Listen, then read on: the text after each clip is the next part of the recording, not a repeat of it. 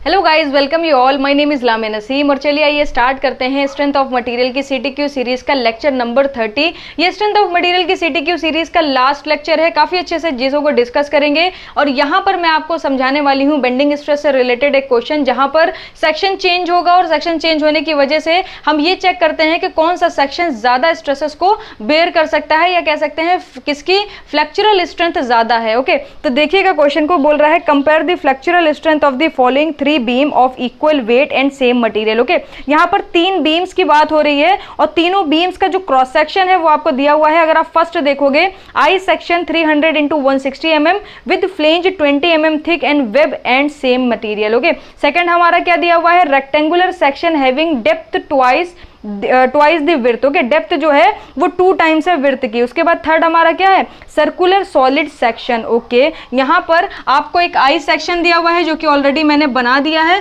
दूसरा सेक्शन आपको क्या दिया हुआ है, रेक्टेंगुलर सेक्शन है जिसकी विड्थ जो है बी है और आपका जो डेप्थ होगी वो ट्वाइस हो जाएगी तो 2 भी कर देंगे। थर्ड हमारा क्या सेक्शन है, थर्ड हमारा सेक्शन है सर्कुलर सेक्शन। तो सपोज कर लीजिए सर्कुलर सेक्शन की जो डायामीटर है वो डी है, तो ये फर्स्ट हो गया, ये सेकंड हो गया और ये हमारा क्या हो गया, ये हमारा थर्ड हो गया। तीनों में हमें बताना है किसकी फ्लेक्चरल स्ट्रेंथ सबसे ज्यादा होगी। मटेरियल सेम है तो सबका young modulus of the elasticity same होने वाला है। कुल मिला के हमें क्या चेक करना है कि आई की वैल्यू किस में कितनी आ रही है। ओके, क्योंकि ई आई की अगर मैं बात करूं तो ई आई आपकी क्या होती है, फ्लेक्चरल रिजिडिटी होती है। इससे आप स्ट्रेंथ का पता लगा सकते हो। अब तीनों के लिए ई सेम होगा, जिसका आई ज्यादा होगा उसकी फ्लेक्चरल रिजिडिटी आपकी क्या हो जाएगी, फ्लेक्चरल स्ट्रेंथ क्या हो जाएगी, फ्लेक्चरल स्ट्रेंथ आपकी मैक्सिमम हो जाएगी और हाई हो जाएगी। ओके, तो इस पर्टिकुलर क्वेश्चन को सॉल्व करते हैं। सॉल्व करने के लिए मैं आपको कुछ चीजें बता दूं। यहां पर वेट तीनों का सेम है। ओके, अगर मैं वेट की बात करूं तो वेट हम लोग क्या लिख सकते हैं, रो जी इनटू वॉल्यूम। ओके, वेट हमारा सेम है। उसके बाद मटेरियल भी सेम है, मटेरियल सेम है यानी सबकी डेंसिटी क्या होगी, सेम होगी। अब वेट सेम है, मटेरियल की डेंसिटी सेम है, यानी वॉल्यूम आपका क्या होगा, सबके लिए वॉल्यूम सेम होने वाला है। अगर सबके लिए वॉल्यूम सेम है, सबके क्रॉस सेक्शन खाली डिफरेंट डिफरेंट है, तीनों बीम है यानी स्पैन लेंथ तीनों की सेम हो जाएगी और तीनों की स्पैन लेंथ सेम हो गई, इसका मतलब एरिया क्या होगा, एरिया आपका तीनों का सेम आने वाला है। समझने की कोशिश करिएगा। अगर ये नहीं समझे तो फिर नहीं निकाल पाएंगे, क्योंकि हमें इसकी वैल्यू भी नहीं पता है, इसकी वैल्यू भी नहीं पता है। सिर्फ आई सेक्शन का आपको डायमेंशन सारी दे दी है, इसके बारे में नॉलेज दे दी है। अब आपको अगर ये नहीं पता होगा कि तीनों का एरिया सेम है तो फिर आप इसके लिए कैलकुलेशन कैसे करोगे और इसके लिए कैलकुलेशन कैसे करोगे। ओके, तो फिर से मैं आपको बता देती हूँ। उसने बोला वेट जो है वो सेम है, ठीक है। मैंने कहा ठीक है, वेट क्या होता है, mg होता है, mg आपका सेम हो गया। अब मास को अगर मैं डेंसिटी इंटू वॉल्यूम से रिप्लेस कर दूं तो कितना हो जाएगा, वॉल्यूम इंटू डेंसिटी, तो यानी वॉल्यूम इंटू डेंसिटी इंटू जी, ये आपका सेम होगा। अब बोल रहा है सेम मटेरियल है, अगर मटेरियल चेंज नहीं हो रहा है तो डेंसिटी सेम हो गई, जी तो कांस्टेंट है, इसका मतलब वॉल्यूम सेम हो गया। इसके बाद क्या कर रहा है, तीन बीम की बात कर रहा है, तीनों के आपके क्रॉस सेक्शन डिफरेंट डिफरेंट है, स्पैन लेंथ आपके सेम होगी, तो यहां पर 3 डायमेंशन होंगी। 2 डायमेंशन तो क्रॉस सेक्शन से रिलेटेड होगी और जो थर्ड डायमेंशन होगी वो आपकी लेंथ से रिलेटेड होगी। अगर स्पैन लेंथ सेम हो गई, ओके, अगर स्पैन लेंथ सेम हो गई इसका मतलब तीनों के एरिया जो हैं वो आपके सेम होंगे। ओके, चलिए अब कैलकुलेशन करते हैं। अब आपके लिए ये क्वेश्चन बहुत आसान हो जाएगा।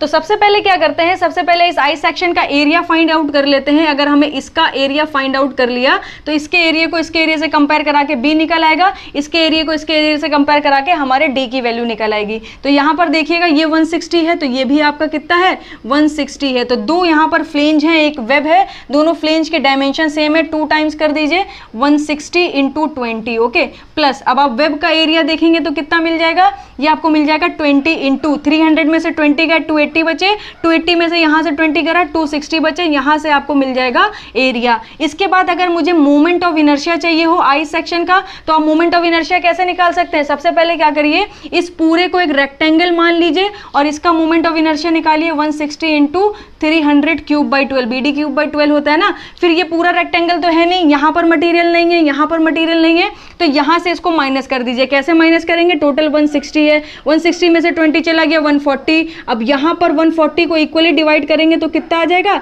70 और 70। इसके बाद यहाँ की डिस्टेंस देखेंगे तो कितनी है 260 है। तो इसको आपको क्या करना पड़ेगा 2 टाइम्स इसको और इसको माइनस करना पड़ेगा। दोनों की डायमेंशन सेम है तो अलग अलग माइनस करने की जरूरत नहीं है, 2 का मल्टीप्लाई करा लिए, ये हो जाएगा 70 इंटू 260 का होल क्यूब डिवाइडेड बाई 12। जब आप इसे कैलकुलेट करोगे तो आपको इस आई सेक्शन का मोमेंट ऑफ इनर्शिया मिल जाएगा। मैं दोनों ही कैलकुलेशन आपको बता देती हूँ। जब आप इसे कैलकुलेट करोगे तो ये आपको मिल जाएगा 11600। ओके, अब सारी के सारी यूनिट्स आपके एमएम में हैं तो ये आपका हो जाएगा mm स्क्वायर। जब आप इसको कैलकुलेट करोगे तो ये आ जाएगा 154.9 into 10 to the power 6। Okay, तो यहाँ पर आपको आई सेक्शन का मोमेंट ऑफ इनर्शिया मिल गया। अब क्या कर सकते हैं, अब हम लोग यहाँ पर हम लोग एलिजिबल हो गए इस क्वेश्चन को आगे प्रोसीड करने के लिए। हमें पता है area of the I section जो है वो एरिया ऑफ द स्क्वायर के बराबर होगा। Area of the I section कितना है 11600 और ये स्क्वायर का एरिया कितना हो जाएगा 2b इंटू बी। ओके, यहाँ से आप क्या कर सकते हो b की वैल्यू को फाइंड कर सकते हो। जब आप यहाँ से b की वैल्यू निकालोगे तो देखिए 11600 है। ओके, इसमें आप क्या करोगे, पहले आप 2 का डिवाइड दे दोगे फिर अंडर रूट ले लोगे तो ये आपको मिल जाएगा 76.15। ओके, अब अगर 2b की वैल्यू चाहिए हो तो यहाँ पर आप 2 का मल्टीप्लाई करा दोगे तो ये हो जाएगा 152.31। अब इसकी हेल्प से आप क्या कर सकते हो, इस स्क्वायर का मोमेंट ऑफ इनर्शिया निकाल सकते हो। कितना हो जाएगा bd क्यूब यानी b इंटू 2b का होल क्यूब डिवाइडेड बाई 12। इसका मतलब क्या है 76.15 इंटू 152.31 का whole cube divided by 12। Okay, तो यहाँ पर जब आप इसको कैलकुलेट करोगे तो कितना आ जाएगा, इसका cube into 76.15 divided by 12। Okay, तो ये आपको मिल जाएगा, ये आपको यहाँ पर मिल जाएगा 22.42 into 10 to the power 6। Okay, ये आपको मोमेंट ऑफ इनर्शिया मिल गया स्क्वायर का। थर्ड केस बनाइए। थर्ड केस आप क्या बनाओगे, area of the I section किसके बराबर होगा, area of the circular section के। आई सेक्शन कितना निकला 11600 निकला। सर्कुलर सेक्शन का एरिया कितना होता है π/4 d स्क्वायर। अब यहाँ से जब आप d की वैल्यू फाइंड आउट करोगे तो कितनी मिल जाएगी, देखिए 11600 तो है ही, इसमें 4 का मल्टीप्लाई करा दिए, पाई से फिर आप क्या करो डिवाइड करा दो। ओके, पाई से डिवाइड करा दो, उसके बाद क्या करो अंडर रूट ले लो। जब आप अंडर रूट लोगे तो 121.53 mm आपका डायामीटर आ गया। एक बार डायामीटर आ गया तो सर्कुलर सेक्शन का जो मोमेंट ऑफ इनर्शिया होता है वो होता है π/64 d टू द पावर 4। बस आपको क्या करना है, इसकी पावर 4 कर देना है, पाई से मल्टीप्लाई करा देना है, 64 से डिवाइड कर देना है और यहाँ पर आपको मिल जाएगा 10.70 into 10 to the power 6। Okay, अब मैं आपको ऑब्जर्वेशन देती हूँ, थोड़ी सी जगह बना लेते हैं। ओके, क्योंकि हमें देखिए हमें किसकी जरूरत है, हमें इस आई सेक्शन की जरूरत है। एरिया हटा दीजिए, यहाँ पर इसकी जरूरत है, ये कैलकुलेशन रहने देते हैं और इसको हटा देते हैं। तो यहाँ पर हम लोगों ने फाइंड आउट कर लिया, क्या क्या चीजें फाइंड आउट कर ली, आई सेक्शन इसका एरिया मोमेंट ऑफ इनर्शिया कितना है 154.9। ओके, 10 टू द पावर 6 सब में कॉमन है। उसके बाद आप स्क्वायर का देखिए 22.42। ओके, उसके बाद आप सर्किल का देखिए, ओके सर्कुलर सेक्शन का देखिए 10.71। तो यहाँ पर आप देख सकते हो सबसे कम आपको सर्कुलर क्रॉस सेक्शन का मिला है, उसके बाद स्क्वायर का मिला है, उसके बाद आपको आई सेक्शन का मिला है। मैंने आपसे क्या बोला था, पहले मैं यहाँ पर लिख देती हूँ, सबसे ज्यादा आई सेक्शन का है, उसके बाद स्क्वायर सेक्शन का है, उसके बाद सर्कुलर सेक्शन का। मैंने आपसे बताया था फ्लेक्चरल रिजिडिटी उसी की ज्यादा होगी और फ्लेक्चरल स्ट्रेंथ उसी की ज्यादा होगी जिसका EI ज्यादा होगा। अब मटेरियल सेम है तो E की वैल्यू तो चेंज होगी नहीं, सब में जब आप E का मल्टीप्लाई करा दोगे तो ये EI आई सेक्शन का, उसके बाद EI आपका क्या हो गया, EI आपका हो गया स्क्वायर क्रॉस सेक्शन का, उसके बाद आपका हो गया EI की वैल्यू सर्कुलर क्रॉस सेक्शन की। तो यहाँ से आप देख सकते हो फ्लेक्चरल स्ट्रेंथ सबसे ज्यादा आई सेक्शन की होगी। इसी वजह से आप ऑब्जर्व कर पाओगे जो रेलवे लाइंस होती हैं उसमें हम लोग आई सेक्शन का यूज करते हैं, ना कि स्क्वायर और सर्कुलर क्रॉस सेक्शन का। होता है रीजन क्या है इसका, अगर आप न्यूट्रल एक्सिस पर बेंडिंग स्ट्रेसेस देखोगे, ओके बेंडिंग स्ट्रेसेस को जरा आप ऑब्जर्व करो, अगर आप न्यूट्रल एक्सिस पर देखोगे तो वहां पर वो 0 होती हैं और जब आप न्यूट्रल एक्सिस से सर्कमफेरेंस की तरफ चलते हैं तो आपकी स्ट्रेसेस बढ़ जाती हैं। तो सर्कमफेरेंस की तरफ मटेरियल ज्यादा होना चाहिए। इसको अगर आप कैलकुलेट नहीं भी करते तो भी आप बता सकते थे।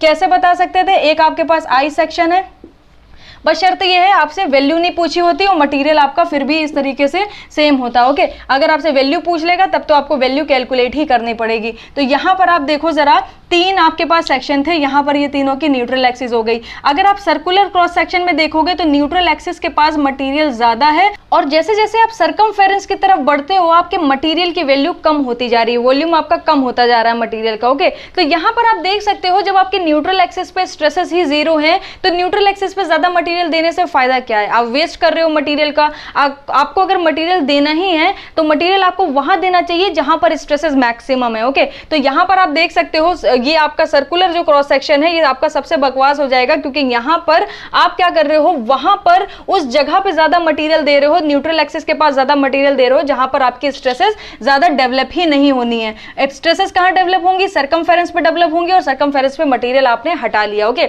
अब यहां पर आ जाइए। अगर मैं रेक्टेंगुलर क्रॉस सेक्शन की बात करूं तो यहां पर यूनिफॉर्म आपका मटेरियल इस तरीके से डिस्ट्रीब्यूटेड है। अब आप न्यूट्रल एक्सिस पर देखोगे तो बेंडिंग स्ट्रेसेस 0 है, और मैक्सिमम कहां पर मिलती हैं? सर्कमफेरेंस पर मिलती हैं। तो यहां पर न्यूट्रल एक्सिस पर इतने मटेरियल की जरूरत ही नहीं है। अगर आप यहां से मटेरियल कट भी कर लेते तो भी कोई फर्क नहीं पड़ता। सर्कमफेरेंस पे मटेरियल की जरूरत ज्यादा है, यानी टॉप और बॉटम पर मटेरियल की जरूरत ज्यादा है। अब आप आई सेक्शन को जरा देखिए। आई सेक्शन इसीलिए मोस्ट प्रेफरेबल सेक्शन है क्योंकि यहां पर आप देख सकते हो यहां पर न्यूट्रल एक्सिस है, तो न्यूट्रल एक्सिस पर मटेरियल कितना कम है। उसके बाद जैसे ही आप टॉप पर पहुंचोगे, जैसे ही आप बॉटम पर पहुंचोगे, मटेरियल की देखिए भरमार हो जाती है। खूब सारा मटेरियल यहां पर प्रोवाइड करा जाता है। इस वजह से ये लॉन्ग लास्टिंग है, अच्छा सेक्शन है, इसलिए ये मोस्ट प्रेफरेबल सेक्शन होता है। तो यहां पर अगर आपको फ्लेक्चरल स्ट्रेंथ बतानी थी तो आप देख के भी बता सकते थे कि सबसे ज्यादा आई की होगी, उसके बाद इसकी होगी और सबसे कम इसकी होगी, और वही हुआ। यहां पर सबसे ज्यादा स्ट्रेंथ आई सेक्शन की हो गई,